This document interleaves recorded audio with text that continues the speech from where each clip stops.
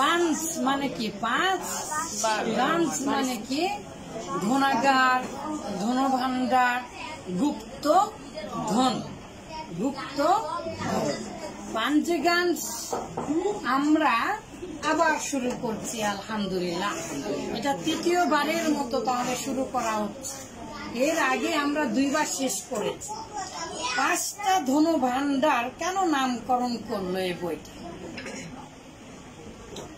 আরবি ভাষাতে অনেক সরফের বই আছে, আবার আমাদের এই উপমহাদেশে ফার্সি ভাষায় লেখাও অনেক আছে।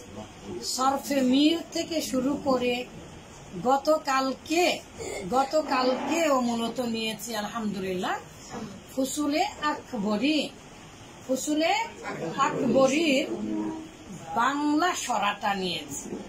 উর্দু সরা আছে, ফার্সি তো আছে, আবার বাংলা সরা করেছেন, সেই সরাটাও নিলাম, রাখতে হবে।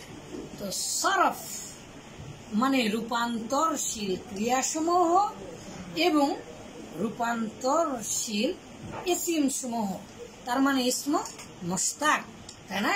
ইসমু ফাইল। তো এগুলো রূপান্তর, এক কথায় শব্দ গঠন। কি গঠন? শব্দ গঠন। সরফ মূলত কি গঠন?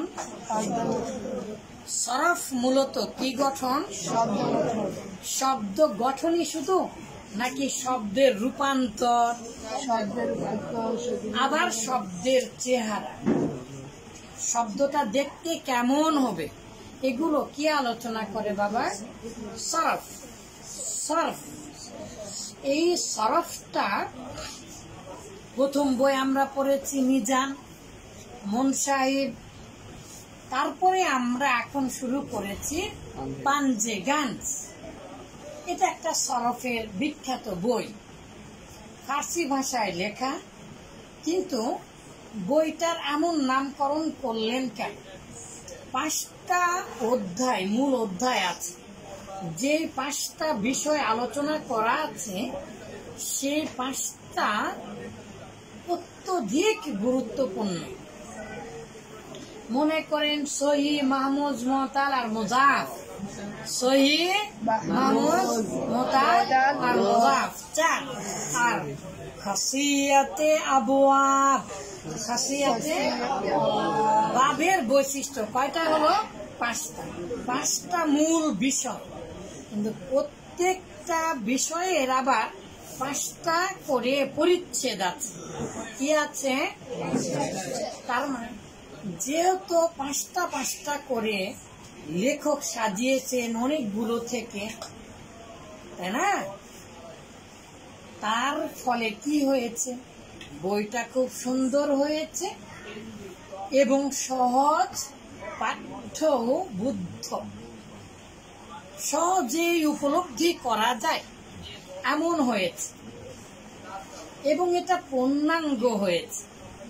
এই জন্য যুগ যুগান্তর ধরে আমাদের উপমহাদেশে ভারত, পাকিস্তান, আফগানিস্তান এবং আমাদের বাংলাদেশে এই পাঞ্জেগান্স বইটা যারা পড়ে না, আমরা সরাসরি দেখতে পাই যে তারা তালিলের সিগাগুলো চিনতে পারে না।